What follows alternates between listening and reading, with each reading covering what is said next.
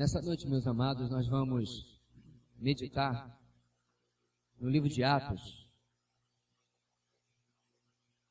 capítulo 4.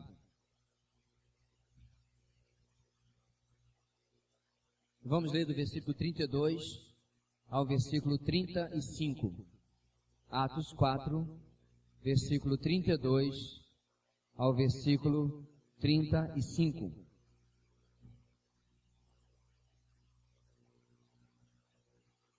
Diz assim a palavra do Senhor: da multidão dos que creram, uma era a mente e um o coração. Ninguém considerava unicamente sua coisa alguma que possuísse, mas compartilhavam tudo o que tinham. Com grande poder os apóstolos continuavam a testemunhar da ressurreição do Senhor Jesus, e grandiosa graça estava sobre todos eles.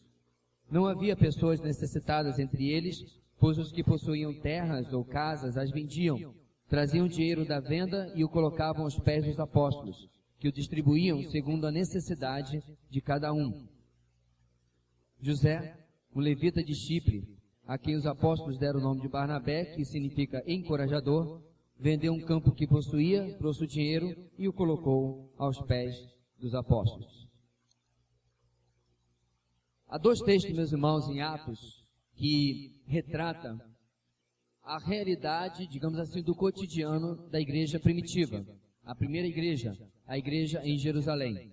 Nós vamos ver um hoje e o próximo na semana que vem. E a motivação disso, meus irmãos, é porque nós vivemos dias em que igreja é algo extremamente desfigurado. Desde o fato de que muitos consideram o prédio igreja, não é verdade? Quantas vezes alguém pergunta, onde é que fica a sua igreja? Ele está se perguntando sobre o prédio. Ele está querendo saber da localização geográfica. Claro que a gente podia responder de maneira bem humorada, a minha igreja está no Pricumã, no bairro União, no Caranã, no Aparecida e assim por diante. Porque a igreja, na verdade, somos nós. Mas essa não é a pior distorção que existe.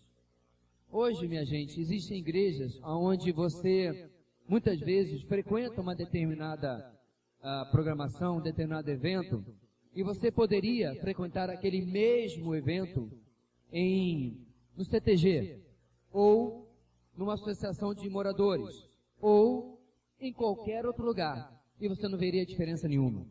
Recentemente, até alguns jovens da igreja me compartilharam que foram a um evento de uma X igreja e disseram que depois de um tempo foram embora, porque não viram o porquê de estar lá, porque não havia nada que caracterizasse como igreja.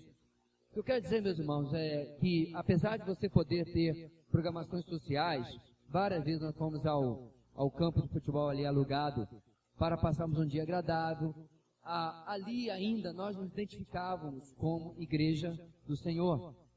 E mesmo que você possa ter essas coisas, a essência da igreja não pode ser esquecida. O social não pode tomar lugar do espiritual. Uma igreja não pode atrair as pessoas de fora porque tem uma churrascada muito boa. Porque a gente tem um sítio que a gente vai lá passar um dia legal, bacana, divertido. Charles Spurgeon dizia que se você atrair os homens de fora para a igreja pelo entretenimento, você vai ter que mantê-las entretidas para que elas fiquem. Isso tem eco em outro pregador dos nossos dias, que diz que as igrejas estão atraindo homens carnais por métodos carnais, para que eles possam se identificar com a igreja. Então, qual é a alternativa? É não fazer essas coisas, é não ter nenhum tipo de programação que possa... Melhor. Que possa ser de distração, de social. Não é isso que eu quero dizer. O que eu me refiro, meus irmãos, é que a essência do cristianismo precisa ser mantida. Quando nós olhamos para a palavra de Deus, nós vemos determinadas características que muitas vezes não estão presentes nas igrejas. Porém, elas têm muitos eventos. Ou seja, o glacê está em proporções invertidas com o bolo. Eu não sou boleiro, né? Não faço bolo, mas você sabe, você já foi à festa de aniversário. Você tem um bolo, que geralmente é dessa altura, dessa grossura, e aí você tem um dedo e meio de glacê. O mais importante é o bolo, é a substância. E hoje, queridos, há uma inversão. Há muito glacê e pouco bolo. Como a frase, que inclusive, se não me engano, foi essa que eu coloquei no nosso boletim? Não, essa frase eu mencionei hoje na internet. É a frase de um teólogo britânico chamado J.I. Packer. Ele diz o seguinte, que a igreja de hoje tem 15 quilômetros de extensão, mas poucos centímetros de profundidade. Muito interessante essa frase, porque significa que o mais importante do cristianismo está ficando de fora. O texto que nós lemos, meus irmãos, ele vai falar de alguma dessas características que não podem faltar em nosso meio. E semana que vem nós vamos ver outras. Então, a igreja do Senhor, ela é reconhecida em primeiro lugar pela unidade entre os irmãos. Versículo 32, na parte A, na primeira parte, Lucas, autor de Atos, diz o seguinte: da multidão dos que creram, milhares estavam se convertendo, uma era a mente e o coração.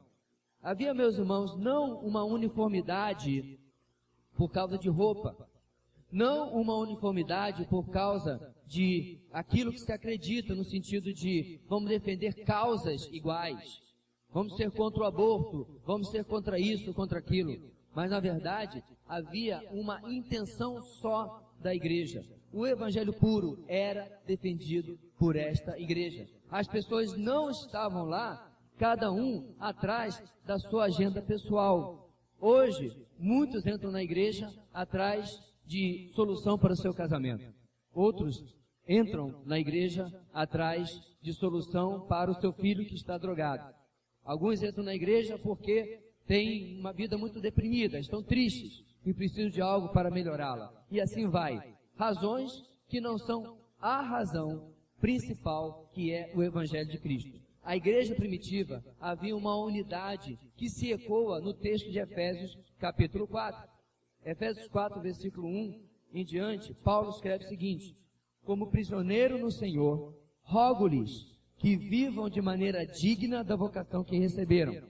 Como é que você vive de maneira digna da vocação, do chamado de Deus para você? Olha lá. Sejam completamente humildes e dóceis, e sejam pacientes, suportando uns aos outros em amor, ajudando uns aos outros em amor. Façam todo o esforço para conservar a unidade do Espírito, já começou aí, olha, pelo vínculo da paz. E aí ele explica essa unidade do Espírito. Há um só corpo e um só Espírito.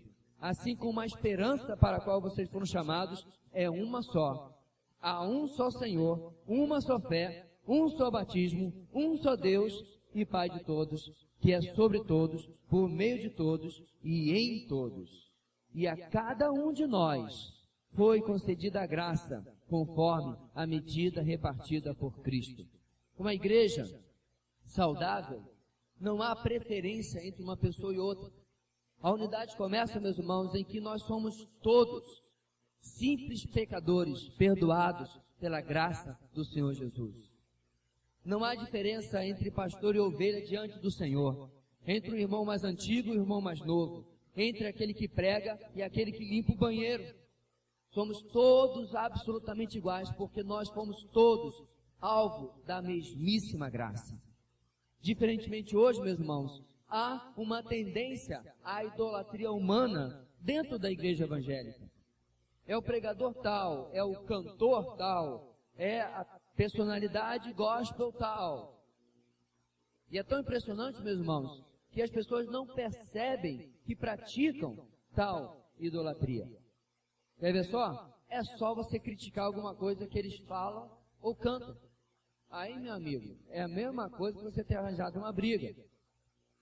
Diferentemente, quando você simplesmente admira um irmão ou alguém, e alguém fala, olha, eu ouvi falar uma coisa sobre o Tiago, isso é horrível. Você interrompe e diz, em primeiro lugar, eu não tenho nada a ver com isso, para você falar comigo, tinha que ter falado com o Tiago. Em segundo lugar, pelo que eu conheço dele, você está falando não procede. Mas vamos lá conversar com ele? Ou seja, você não está dizendo que é mentira, ponto e acabou.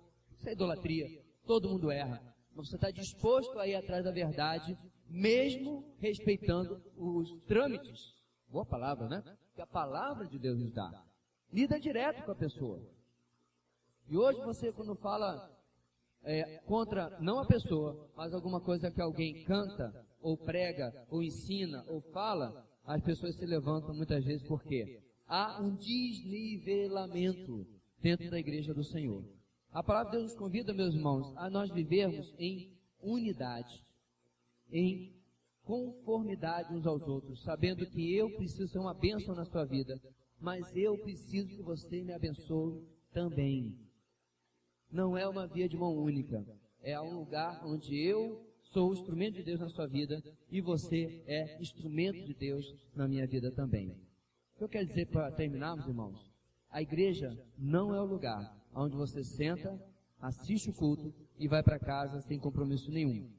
Na verdade, algumas igrejas modernas, recentes, que têm aí 2, 3, 4, 5 décadas, não tem história nenhuma, não tem teologia nenhuma, eles têm passado esta visão de que você vem aqui, pega, entre aspas, a sua bênção, e depois você vai para casa.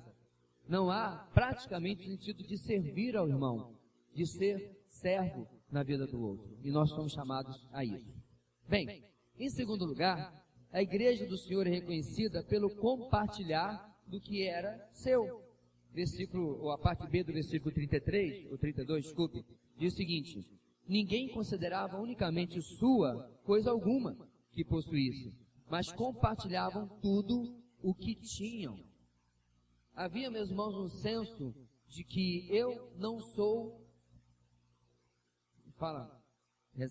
represa, eu sou canal. E é muito diferente uma coisa da outra. Eu não sou represa daquilo que Deus me dá, mas eu sou canal daquilo que Deus me dá para abençoar a vida das pessoas. Sabe que nós pensamos assim? Vamos olhar mais ou menos como é que é a pregação da igreja hoje. Qual é o seu sonho? O que você almeja na vida? Deus tem para você grandes planos. Vem aqui esta noite à frente que eu vou orar por você. Aí você vai levar aqui esse amuleto, essa pilha ungida lá em Israel. Não, irmãos, esta é ungida. E você vai ter prosperidade na sua vida. Diz passagem, eu acho que essa aqui está até sem carga já. Está aqui há tanto tempo. Eu estou exagerando? É uma pregação egocêntrica, para satisfazer a necessidade da pessoa. Dá uma olhada no versículo 33. Ninguém considerava as coisas para si mesmo, mas o objetivo é: o que eu tenho, em que pode abençoar o meu irmão? O meu tempo, os meus bens, os meus dons, os meus talentos, o que eu posso fazer para abençoar a vida de alguém? Meus irmãos, de vez em quando alguém me chama pelo telefone, ao vivo ou pela internet, para uma pergunta, para um aconselhamento, e a pessoa no final diz: pastor, muito obrigado, você não sabe, nossa, eu digo sim, muito obrigado eu, porque a mim me foi dada a possibilidade de lhe servir. Como disse o Senhor Jesus, e Paulo repete: mais bem-aventurada a coisa é dar do que? Exatamente. Meus irmãos, tal conceito tem se extinguido na igreja cristã, onde nós somos, ou em geral, somos ensinados a como melhorar na vida, como crescer na vida, e a acumular coisas, e a ter cada vez mais. A igreja primitiva olhava para o que tinha, e dentro da comunidade via quem necessitava, e de como eu posso abençoar a vida do irmão. Quando nós chegamos na nossa igreja anterior, uma igreja muito mais simples, gente muito humilde, a maioria não tinha sequer o segundo grau completo, nós começamos um trabalho. E como parte desse trabalho para melhorar a vida social da igreja, eu falei: meus irmãos, nós temos aqui 30% de desemprego naquela época. 30% da igreja está desempregada. Esta semana você vai orar, você vai abrir os seus olhos, vai olhar lá onde você trabalha e vai procurar o seu gerente, o seu supervisor, o seu patrão e dizer: patrão, tem vaga aqui na empresa para alguém? Meus irmãos, no passar de poucas semanas, meses, toda a igreja estava empregada. Não é possível uma igreja saber que o irmão está desempregado, que na sua casa está faltando, e dar uma, como diz lá em Tiago, né? Senhor, irmão, vou orar por ti, Deus lhe abençoe. Não, orar é bom, muito bom, mas não enche barriga. Pastor, que heresia. Tá, querido, então, a próxima vez que você chegar no horário do almoço, você só ora. No jantar, você só ora. 4 dias depois, eu te visito no pronto-socorro. Claro que a oração, meus irmãos, é fundamental, mas a oração tem que ser acompanhada da minha disposição em ser instrumento de Deus na vida do meu irmão. Senhor, abençoa o irmão que está desempregado. Você já foi perguntar lá no seu emprego se tem uma vaga para ele? Você já foi dar uma olhada em algum lugar? Ou você já tentou ver se de repente você pode fazer ali uma compra, uma cesta básica, e levar na casa dele?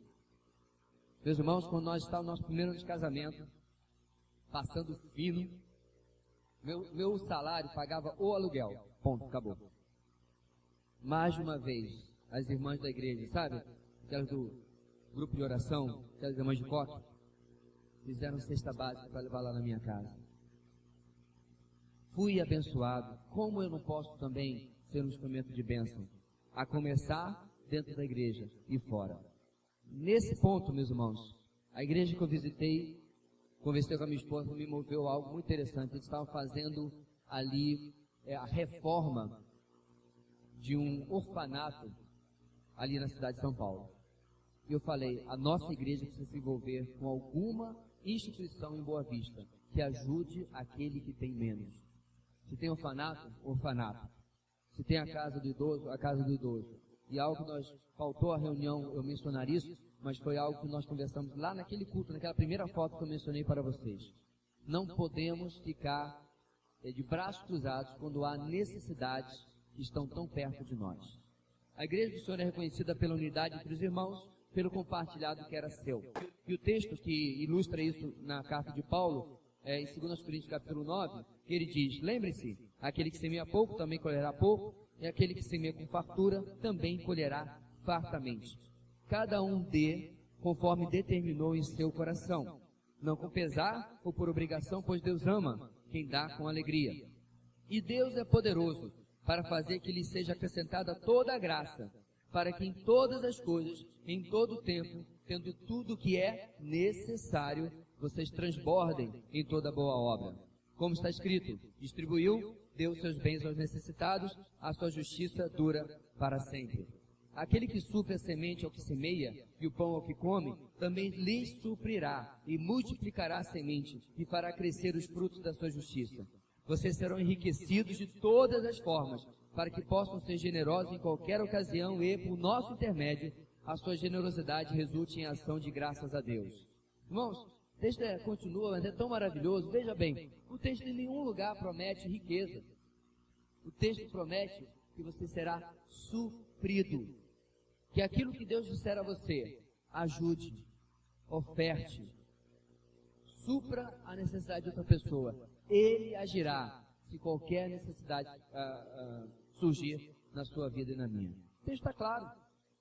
O texto está dizendo que se você tiver o coração liberal, no sentido de liberalidade financeira, com seus bens, com seus dons, com seus talentos, com o seu tempo, Deus lhe retribuirá. O texto não está dizendo que Deus vai fazer você concorrer com Ike Batista, com Bill Gates, em lugar nenhum. O texto está dizendo que Ele vai retribuir na proporção da sua liberalidade. Terceiro lugar, a igreja do Senhor é reconhecida pelo poder na proclamação. Versículo 33, na parte A, Lucas diz o seguinte: com grande poder, os apóstolos continuavam a testemunhar da ressurreição do Senhor Jesus. Ou seja, a igreja explodiu. Só lá em Pentecostes, 3.000 se converteram. A igreja cresceu. Aí o que os apóstolos fizeram? Compraram uma ilha, compraram um jatinho, foram morar em Miami, pegaram o nome de patriarca. Quem tem ouvidos para ouvir, ouça. Compraram um carro blindado, seguranças, e agora, diz o texto, meus irmãos, que com a igreja explodindo de crescer, o que os apóstolos fizeram? A mesmíssima coisa que faziam desde o começo. pregavam a Cristo. Pastor, só os apóstolos? Calma, a gente já vai ver um versículo para mostrar que não eram só eles. Mas eu quero destacar, meus irmãos, que a missão da igreja não mudou. A igreja não construiu um belo templo, até porque não podia, como se faz hoje. Há templos hoje que já têm academia de ginástica. Eu não estou exagerando. Spa, shopping center. Você vai para a igreja, tem praça de alimentação, fica lá o dia inteiro. Pastor, há algum problema nisso? Quando a igreja esquece para que ela está aqui. Meus irmãos, nós somos desculpe o uso da palavra, a religião missionária. Nenhuma outra é igual ao cristianismo. Não, pastor, o islamismo manda missionário. Irmãos, não chega a 1/10 do que o cristianismo faz. Só os batistas brasileiros estão com alvo de chegar a 900 missionários brasileiros. Os batistas americanos têm 10 vezes isso. Nós somos a fé missionária. Está na essência do cristianismo propagar-se, contaminar, no bom sentido da palavra, as demais pessoas. Ou seja, meus irmãos, é impossível ser uma igreja cristã se nós não proclamamos, e detalhe, com poder. Proclamação do Evangelho é a proclamação com o poder do Espírito Santo. É a proclamação do sobrenatural. Não há como eu realizar a obra de Deus na vida de ninguém, no coração de ninguém. Quando você está pregando o Evangelho, meu irmão, você tem que estar pregando com a sua boca e com o seu pensamento, fazendo uma oração. Senhor, usa no coração desta pessoa aquilo que está sendo pregado. Quando eu estava falando com aquele jovem, testemunho de Jeová, na porta da minha casa, eu olhava nos olhos dele, meus irmãos, e eu confesso, controlando a minha emoção, porque eu ficava vendo o que seria de mim se fosse o meu filho na minha frente, um dos meus filhos. E eu orava, Senhor, quebra a mentira da religiosidade na mente desse jovem. Essa semana eu conversava com outro homem, e com toda uma história de igreja que se desviou e tal, e falava, Senhor, cura qualquer resistência que ele tenha no seu coração, porque, meus irmãos, eu sou incompetente para transformar o coração de qualquer pessoa. Porém, o Espírito Santo não é. Ele nos chamou, nos conclamou apenas para pregar, para proclamar. Quem convence o homem do pecado, da justiça e do juízo é o Espírito Santo de Deus. Por isso que a pregação do Evangelho não pode ser uma pregação bacana, legal, que agrade as pessoas. Sabe por quê, meus irmãos? Porque como o Espírito Santo vai convencer do pecado se não houver pecado na sua proclamação? Vamos lembrar da mensagem semana passada? Atos capítulo 17. Paulo está lá no Areópago. Está debatendo com filósofos, epicureus e etc. E ele no seu discurso, ele inclui o pecado daqueles homens da idolatria. Hoje, provavelmente alguém chegaria dizendo assim, olha, nosso Deus, esse Deus conhecido, mas ele é um Deus bondoso, paz e amor, um Deus que quer ver a Grécia cada vez melhor, próspera e tal. Venha conosco na nossa noite de talentos, venha na noite, sei lá do que. Não tenho criatividade para esses eventos, não. A pregação do Evangelho é feita em amor, mas ela é feita em verdade também. Caso contrário, meu irmão, você está mentindo. É propaganda enganosa. Devia ter PROCON para a pregação do Evangelho. E acabar um monte dessas tranqueiras por aí. Você está rindo? Não, sério. Porque a propaganda enganosa, o Evangelho não promete isso. O Evangelho promete transformação através do perdão de pecados. Como a música que nós cantamos há pouco. Ele levou nossa vergonha, nossa dor, e em troca nos deu a sua graça. Mas eu tenho que reconhecer a minha vergonha. Eu tenho que reconhecer a minha dor. Por isso, a proclamação do Evangelho tem que ser feita em poder, e poder do Espírito Santo. Unidade entre os irmãos, compartilhado que era seu, poder na proclamação, exemplificado em Atos 8, versículo 4.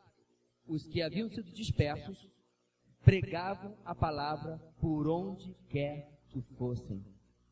O capítulo 8, meus irmãos, está logo depois do apedrejamento de Estevão. Por causa daquilo, a perseguição se espalhou. Somente os apóstolos ficaram em Jerusalém. Todos os demais se espalharam. no capítulo 8, depois desse versículo, você encontra Filipe, não o apóstolo, o diácono Filipe, escolhido no capítulo 7, já começa a pregar o evangelho.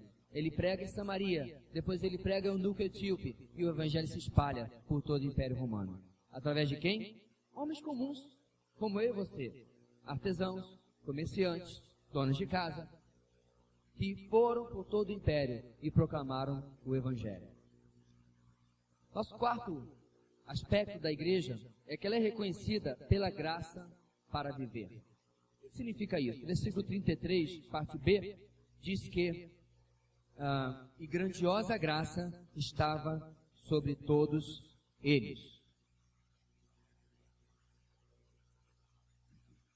Tenta entender, meus irmãos, o que isso significava na convivência da igreja, no dia a dia da igreja. Ora, vamos simplesmente voltar para aquilo que é o significado primeiro da palavra graça: favor imerecido. Algo que está além daquilo que eu posso realizar sozinho, por mim mesmo. Algo que está além daquilo que eu posso alcançar por mim mesmo, a começar pelo perdão dos meus pecados. Mas veja bem, meus irmãos, como cristãos, nós somos convidados a começar pela graça e continuar pela graça. Nós somos, na definição da expressão, uma comunidade de graça. Onde eu preciso de graça para ministrar na vida do meu irmão, preciso que ele ministre graça na minha vida também. Sabe por quê? Eu sou horrível. Calma, você também. Você pega um bando de pecador e coloca para trabalhar junto para Deus, na mesma igreja, para conviver junto. Quer ver uma coisa? Retiro de igreja. Primeiro dia, sábado, a gente chega lá. Retiro de carnaval. Que bênção, né? E tal, o irmão aí beija, abraça. A aliança do Senhor. Glória a Deus, né? Um céu na terra. Aí domingo, quando tem futebol então, às vezes não dura nem até o domingo a paz, né? Eu sei. Aí na segunda-feira, o irmão se acorda todo mal, tal, dormiu pouco, por quê? O irmão fulano ronca demais. E, nossa, acho que uma motosserra misturado com onça turrando lá no meu quarto. E teu irmão também acorda a gente porque é sonâmbulo. Da história do nosso primeiro retiro, lá atrás, 10 anos atrás. Lá pela terça-feira você está doido para voltar para casa. O irmão é uma bênção, mas ele na casa dele, você na sua. Claro, um monte de pecador junto. Na gincana, às vezes, né, os ânimos se acirram e tal. Alguém quer fazer uma rimazinha já, parecendo torcida organizada de time de futebol, um negócio meio já xiita. E assim vai. Ministério, trabalhar junto. O irmãozinho chegou ontem, já está dando ordem aqui, como é que é essa história no louvor, no ministério de crianças e tal. Irmãos, para viver dentro do cristianismo, tem que ter uma dose cavalar de graça.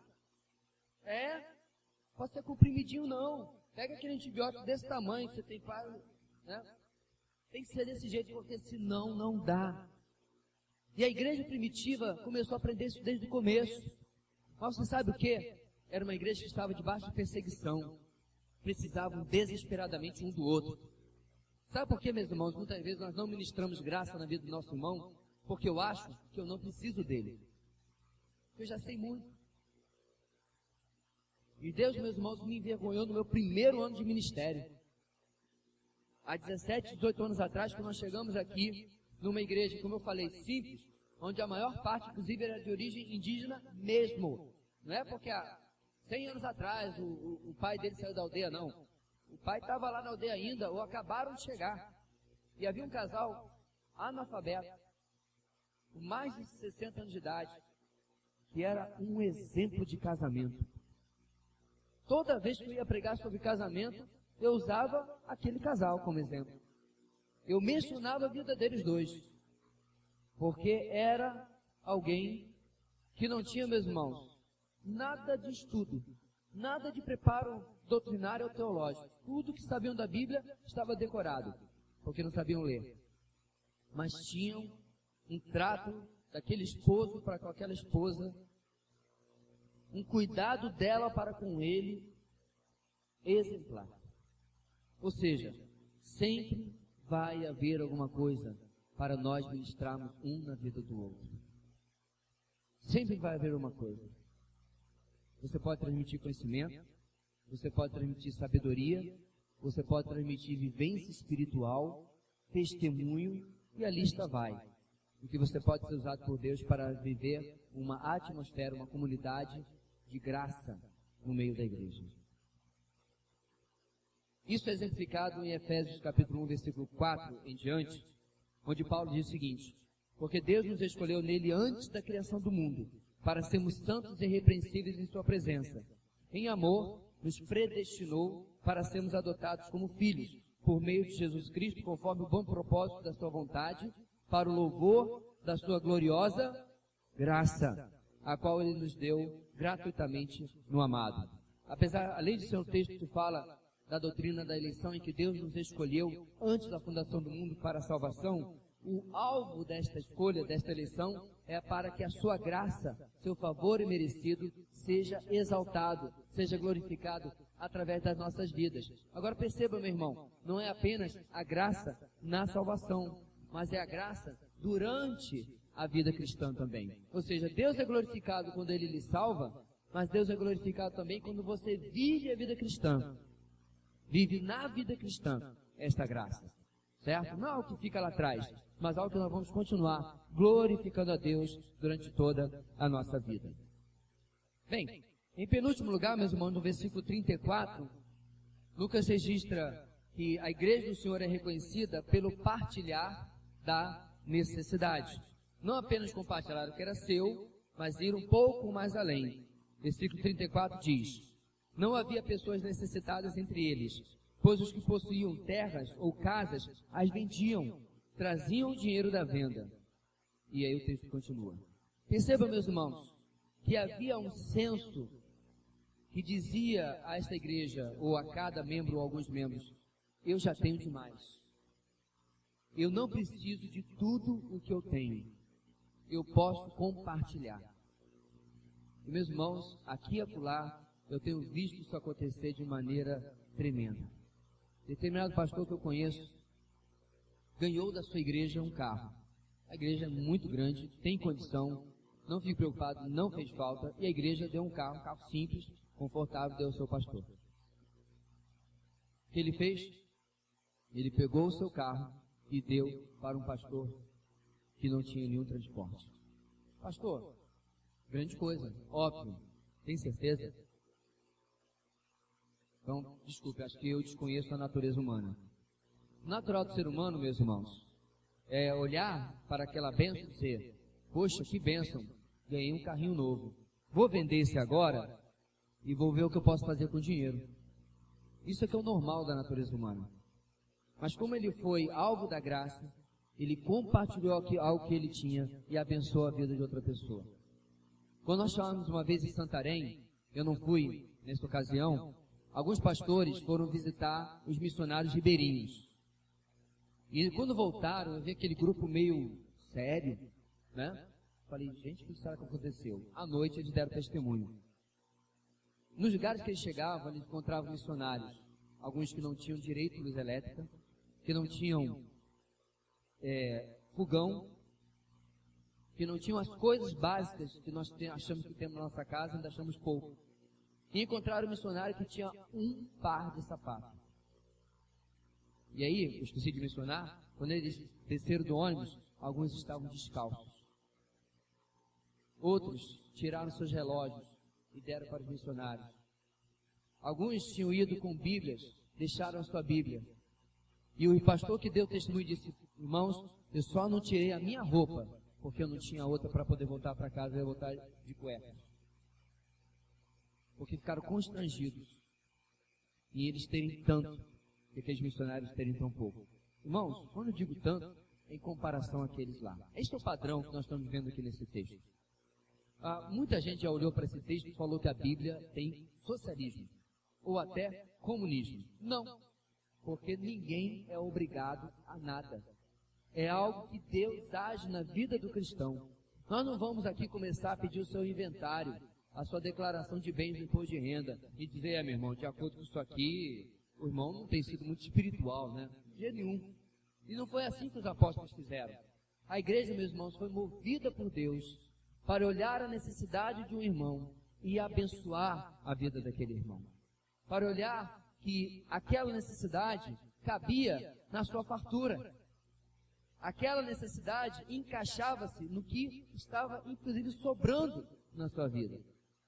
E o exemplo é dado através de Barnabé, aquele que seria usado para ajudar Saulo a se transformar em Paulo, o apóstolo. Ele mesmo, no final do texto, eu li José, um levita de Chipre, a quem os apóstolos deram o nome de Barnabé, que significa encorajador ou filho da consolação, vendeu o campo que possuía, trouxe o dinheiro e colocou aos pés dos apóstolos. Ou seja, ele já começa a ser um exemplo vivo, uma pessoa destacada, que já fez isso, e era um homem, um dos diáconos, e era usado por Deus ali naquela igreja.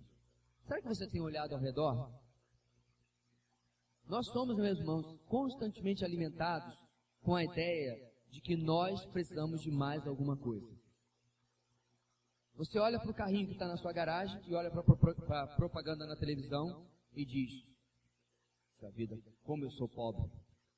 Porque a propaganda na televisão diz alguma coisa que você não tem.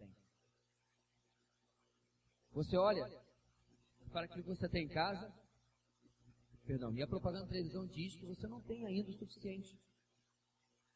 É tão interessante, meus irmãos, porque eu trabalho numa área onde muitas vezes a pessoa vira para mim, informática, e diz, olha, eu quero o computador mais top que tem. Eu falei, olha, quando o seu computador top chegar na sua casa, já saiu outro melhor, mas ok. E aí eu pergunto, por que você quer isso?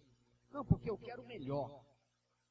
Eu falei, para quê? Aí a pessoa fala qual é a sua tarefa. Eu falo, olha, você vai gastar R$1.500, R$2.000 a mais do que você poderia gastar para fazer a mesma coisa com esse daqui. Você não precisa desse que você está querendo. Vai atender balcão, preencher cadastro e dar uma resposta para a pessoa. Você não precisa de uma Ferrari naquilo que um Gol 1.0 faz. Não, mas eu quero o maior, eu quero o top, porque eu vi uma propaganda. E aí vai. É isso que a propaganda quer. Dizer para você que você precisa daquilo, quando você, na verdade, não precisa. Isso vai, meus irmãos, as carreiras que os nossos filhos escolhem muitas vezes. Muitas vezes as pessoas hoje em dia não escolhem a carreira porque tem paixão por aquilo, porque ama aquilo, e muito menos, se for cristão, porque Deus lhe disse que ele devia fazer aquilo. Mas escolhe a carreira porque dá dinheiro, porque paga bem. Quer ver? Vira para o teu pai e diz que você vai ser músico. Mas dá para ele um remédio para a pressão primeiro. Não dá dinheiro. Não é a primeira coisa que você ouve. E assim vai. A pergunta é, vamos fechar esse ponto. Estamos administrando os nossos bens de uma maneira que nós entendamos que não somos represa, somos canal para abençoar a vida das pessoas? Deus tem nos dado, temos usado aquilo que Ele tem nos dado apenas para os nossos sonhos, para o nosso propósito, para o nosso querer, ou temos olhado a necessidade na comunidade da graça que vivemos dos nossos irmãos? Pela unidade entre os irmãos, pelo compartilhado que era seu, pelo poder da proclamação, pela graça para viver e finalmente, pelo partilhar da necessidade e finalmente, pela confiança na boa liderança. Aliás, desculpe, irmãos, eu esqueci de ler o nosso versículo. Nós estamos fazendo o que nesse negócio ainda aí? Você passou? Viu como tem que ter graça?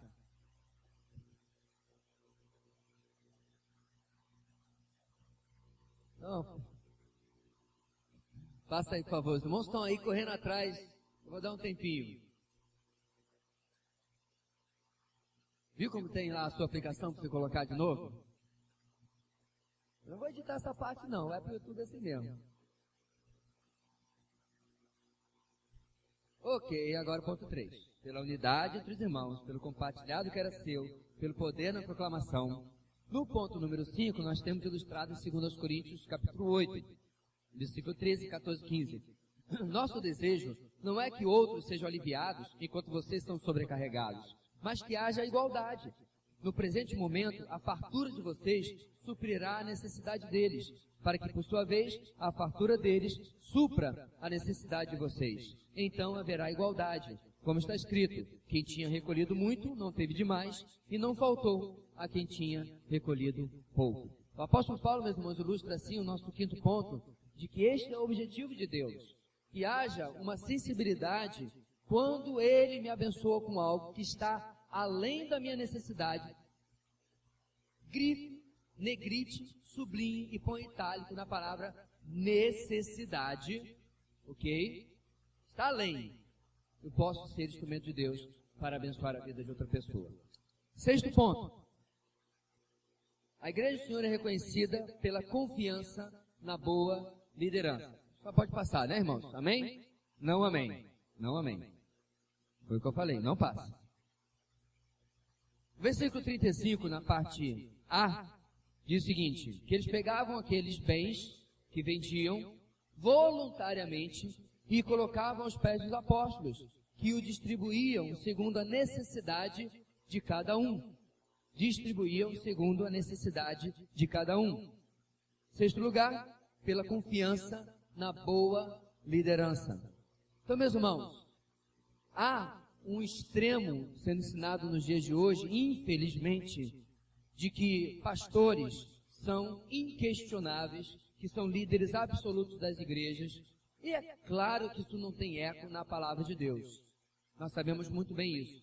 Há uma grande diferença entre respeito, até mesmo admiração, e aquilo que acontece em muitos meios. O texto que eu quero destacar para ilustrar isso são os 2 versículos de Hebreus 13, em que ele fala sobre liderança, o 7 e o 17. Hebreus 13, 7 diz, lembrem-se dos seus líderes, que lhes falaram a palavra de Deus. Observem bem o resultado da vida que tiveram e imitem a sua fé. O que esse texto nos ensina, meus irmãos? Que um líder, pastor, líder de célula, discipulador, não importa. Ele só recebe admiração, respeito, se ele é ministro da palavra. Não é porque ele fala bem, não é porque ele é engraçadinho. Tem um pastor fazendo sucesso na internet, ele é muito engraçadinho. Só falta a palavra de Deus na pregação dele. Mas todo mundo gosta, todo mundo curte, todo mundo compartilha. Todo mundo diz, é uma bênção. Mas o texto está dizendo, inclusive, vamos para outro. Em Timóteo, Paulo fala que é digno de dobrados honorários os obreiros que se afadigam na palavra. Olha que interessante. Não é aquele que dança, sapateia, toca, faz malabarismo, mas aquele que ensina bem a palavra de Deus. Meus irmãos, este padrão está desaparecendo da igreja. Uma das condições para você ser pastor é que você ensine bem, apto para ensinar. Está lá em Tito e em Timóteo. Este é o padrão. E aí você olha muitas vezes para aqueles que são chamados pastores por aí. Detalhe, gravou CD, DVD, deu 2, 3 anos e é pastor. É a pastora. Ele não tem teologia suficiente nem para fazer música. Mas aparentemente foi julgado apto para ser um obreiro, para ser um pastor. E o texto continua, meus irmãos, dizendo, observem bem o resultado da vida que tiveram e imitem a sua fé. Ou seja, não é só pregação, não é só ensino, mas é exemplo de vida. Meus irmãos, eu estudei no seminário onde nós morávamos com os nossos professores, pelo menos 70% deles. Eu tinha grandes mestres, doutores. Um deles, eu vi a aula dele essa semana pela internet, continua afiadíssimo. Depois de 18 sessões de quimioterapia, o homem continua afiadíssimo. Uma bênção. Mas, o que mais me admirava na vida dos professores era a sua vida. Quando eu ia para a sua casa, eu via como eles cuidavam de seus filhos. Quando eu percebia que o fundador do meu seminário tinha a sua filha casada com um dos professores, o seu filho sendo um dos professores, o seu outro filho sendo um dos professores, e a sua filha caçula querendo muito voltar dos Estados Unidos para ser professora lá no seminário também. Ou seja, palavrinha mágica, legado. Não se transmite legado apenas conhecendo muito de Bíblia, mas vivendo muito de Bíblia. Vou repetir. Não se transmite um legado de vida apenas conhecendo muito de Bíblia, de teologia, mas vivendo muito de Bíblia e de teologia. Então observe a vida deles e imitem. Aí o versículo 17, ele volta ao assunto e diz: obedeçam aos seus líderes e submetam-se à autoridade deles. Eles cuidam de vocês como quem deve prestar contas. Pausa. Obedeçam aos seus líderes. Irmão, nós vamos parar o culto agora e vamos todo mundo nadar no Rio Branco, porque vamos ter um banho profético esta noite. Pastor, isso é engraçado. Não, isso é a realidade de muita gente que acha que tem que fazer, parece, o mestre mandou, né? O mestre mandou, pular na perna só. Texto, meus irmãos, se você respeitar as escrituras, tudo muda. Fala sobre palavra. Obedeçam naquilo que ele mostra, irmão. A palavra fala assim. Você não está obedecendo ao líder, você está obedecendo à palavra. Você está obedecendo ao pastor, você está obedecendo à palavra. Porque, meus irmãos, hoje em dia, você vira para alguém e diz: meu irmão, mas isso não é assim, porque a Bíblia diz: não, mas o pastor lá, fulano, deu uma palestra, uma palavra profética e disse que vai ser assim. Mas a Bíblia discorda. Ah, a Bíblia vai para lá. O cara falou, né? Então, meu irmão, eu vou lhe dizer mais uma coisa. Nesta igreja, você tem autorização para me chamar no canto, abrir a sua Bíblia e dizer: pastor, o que você falou? Não. Porque esta é a autoridade última numa igreja cristã. Mais nada, absolutamente mais nada. Se não está nas escrituras, não está no que cremos e no que fazemos. Obedeça aos líderes e submeta-se à autoridade deles. Eles cuidam de vocês como quem deve prestar contas. Isso é verdade. Obedeçam-lhes para que o trabalho deles seja uma alegria e não um peso. Pois isso não seria proveitoso para vocês. Acontece, algumas vezes a igreja, ou algumas igrejas, dificultam tanto o trabalho do seu pastor, que não tem condição de ajudar aqueles que necessitam. Mas a igreja primitiva era uma igreja que era reconhecida pela confiança na boa liderança. Meus irmãos, 6 requisitos. Será que nós estamos nos enquadrando? Semana que vem tem mais. Mas nós já aprendemos hoje sobre a unidade dos irmãos, sobre compartilhar do que era seu, pelo poder na proclamação do Evangelho, pela graça na convivência, na vivência, e estarmos juntos debaixo desta graça, pelo partilhar da necessidade, e em sexto lugar, pela confiança na boa liderança. E esta boa liderança, se assim o Senhor permitir para a sua graça, quer dizer a você o seguinte: este é o padrão. Vamos andar por ele, em nome de Jesus? Vamos orar. Deus querido, precisamos, em nome do Senhor, que a Tua graça e o poder do Teu Espírito nos capacite a deixarmos de lado todo o glacê, toda a invenção e a invencionice dos nossos dias e nos agarrarmos à fé pura e simples, à teologia pura e simples, que há 2000 anos tem sido defendida por tantos, às vezes com a sua própria vida. Que nós possamos, ó Deus, não considerar isso algo pequeno ou sem valor, dando valor, ó Deus, a coisas que o Senhor nunca pediu que a igreja fizesse. Ajuda-nos, ó Deus, a viver estas verdades e todas aquelas que nós descobrimos na Tua palavra. Nós oramos no nome de Jesus. Amém. Amém, igreja? Bem melhor.